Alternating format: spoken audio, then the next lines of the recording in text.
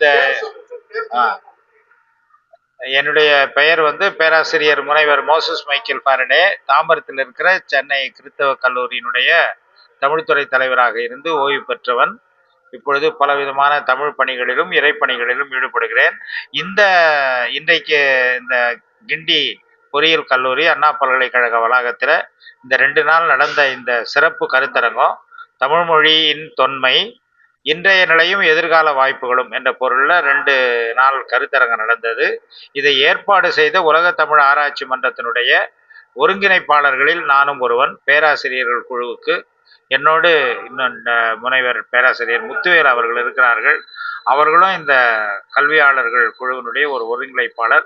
இந்த விழாவில் பங்கு பெற்ற சிறப்பு விருந்தினர்கள் எல்லாம் என்னோடு இருக்கிறார்கள். 2 நாளும் நாங்கள் எதை பற்றி இந்த கருத்தரங்கத்தில் நடத்தப்பட்டது என்றால், தமிழ் மொழியினுடைய தொன்மையை நாம் நிரூபிக்கக்கூடிய வகையில் இருக்கிற தொல்லியல் சான்றுகள், ஆர்கியாலஜின்னு சொல்லுவாங்களே, அந்த தொல்லியல் சான்றுகளை பற்றி அண்மை காலத்தில் நீங்கள் அதிகமாக கேள்விப்பட்டிருப்பீர்கள். கீழடி என்ற இடத்துல அகழாய்வு நடத்தி அதில் கண்டுபிடித்ததன் மூலமாக தமிழன் ஒரு எத்தனை 1000 ஆண்டுகள் 3000 ஆண்டுகளுக்கு முன்பாகவே நகர நாகரிகத்தை எல்லாம் அவர்கள் பெற்றிருந்தார்கள் என்பதை நிரூபித்த ஆய்வுகள். அதெல்லாம் நிரூபித்த புகழ்பெற்ற ஆய்வாளர் அமர்நாத் ராமகிருஷ்ணா அவர்கள் வந்து பேசினார். சிந்துவெளி நாகரிகம்னு சொல்லப்படுகிற பழமையான நாகரிகம் தமிழர்களுடைய நாகரிகம் தான் என்று ஆராய்ச்சி பூர்வமாக அண்மையில் நிரூபித்த நம்முடைய ஒரு முன்னாள் IAS அதிகாரி பாலகிருஷ்ணன், அவர் உலக தமிழ் ஆராய்ச்சி நிறுவனத்தில் இயக்குனர், அவர் வந்து பேசினார். இது மாதிரி அந்த தொல்லியல் நிபுணர்கள்லாம் பேசினாங்க. அதுக்கப்புறம் நேற்று பிற்பகல் சித்த மருத்துவர்கள் எல்லாம் சேர்ந்து சித்த மருத்துவம் தான் தமிழ் மருத்துவம், அதை எப்படி நாம் மீண்டும் பரப்ப வேண்டும், மக்களுக்கு அதை பயனுள்ளதாக மாற்ற வேண்டும் என்பதை பற்றியெல்லாம் ரொம்ப அற்புதமான கருத்துக்களை நல்ல பட விளக்கங்களோடு சொன்னாங்க. அது மட்டுமல்ல, ஒரு சித்த மருத்துவ முகாமையும் இந்த அண்ணா பல்கலைக்கழக வளாகத்தில் ஏற்படுத்தினார்கள்.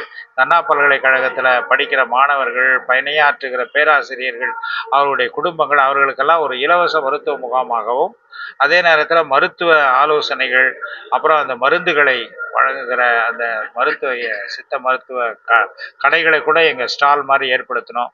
இன்றைக்கு 2வது நாள் நிகழ்ச்சி நடந்தது. 2வது நாள் காலையில் தமிழ் இலக்கியத்தின் வழியாக தமிழினுடைய தொன்மையை விளக்கக்கூடிய வகையிலும், இதை எப்படி நாம் இந்த தமிழ் உணர்வையும் இந்த தமிழ் ஆராய்ச்சியையும் தொடர்ந்து எடுத்து செல்ல வேண்டும், நம்ம நாட்டில் மட்டுமல்ல உலகம் முழுக்க எடுத்து செல்லணும் என்பதை பற்றி ஆய்வுரைகளை எல்லாம் பல அறிஞர்கள் வழங்கினார்கள். நான் கூட திருக்குறளை பற்றி பேசினேன். திருக்குறளை நமக்குன்னு தமிழர் நூல் நம்மளே வச்சுக்க கூடாது, உலக நூலாக உலகத்துக்கே நாம் அதை பரப்புகிறோம் என்பதை பற்றி பேசினேன். மாலையில் நிறைய உலகத்தில் பல இலங்கை, மொரீஷியஸ், அமெரிக்கா, கனடா, இங்கிருந்தெல்லாம் தமிழ் சங்கங்கள், தமிழ் ஆராய்ச்சி மன்றங்கள், அதை வைத்திருக்கிற பிரதிநிதிகள் வந்து காணொளி வாயிலாகவும் நேரிலையும் தங்களுடைய கருத்துக்களை அவர்கள் எடுத்து சொன்னார்கள். அது மட்டுமல்லாமல் நம்ம பல்வேறு கல்லூரி மாணவர்களுக்கு, தமிழ்நாடு முழுக்க இருக்க கல்லூரி மாணவர்களுக்கு பல தலைப்புகளில் தமிழ் வளர்ச்சி, செயற்கை நுண்ணறிவும் தமிழும், தமிழ் பண்பாடு, இதெல்லாம் பற்றி கட்டுரை போட்டி வைச்சோம். அந்த கட்டுரை போட்டியில் வெற்றி பெற்ற மாணவர்கள் வந்து பரிசு பெற்ற முதல் பரிசு, 2ஆம் பரிசு பெற்ற மாணவர்கள்லாம் தங்களுடைய கட்டுரைகளை சுருக்கமாக சொன்னார்கள். எல்லாவற்றுக்கும் நிறைவாக நம்முடைய தமிழ்நாடு அரசினுடைய சிறுபான்மை மற்றும் அயலகம்பாழ் தமிழர்கள் நலன் அமைச்சர் திரு சாமு நாசர் அவர்கள் சிறப்பு விருந்தினராக வந்தார். ரொம்ப நேரம் அவர் ரொம்ப உற்சாகமாக தமிழனுடைய பெருமையை பற்றியும் இன்றைக்கு நாம் அந்த தமிழ் உணர்வோடு எப்படி செயல்பட வேண்டும் என்பது பற்றி பேசினார்.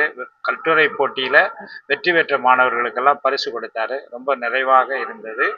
இப்படி இந்த மன்றத்தின் மூலமாக தமிழ் இனத்து ஒரு ஒற்றுமை உண்டாக்கவும், தமிழ் இணைய பல்கலைக்கழகம், அண்ணா பல்கலைக்கழகம், இவங்கெல்லாம் எங்களோடு இந்த விழா நிகழ்ச்சியில் ஒத்துழைத்தார்கள். இந்த உணர்வை, இந்த தமிழ் ஆராய்ச்சியை உலகமெல்லாம் கொண்டு செல்ல வேண்டும், தமிழனுடைய தலை நிமிர்ந்து வாழ்வதற்கான எல்லா முயற்சிகளையும் மேற்கொள்ள வேண்டும் என்பதுதான் இந்த மாநாட்டினுடைய நோக்கம்.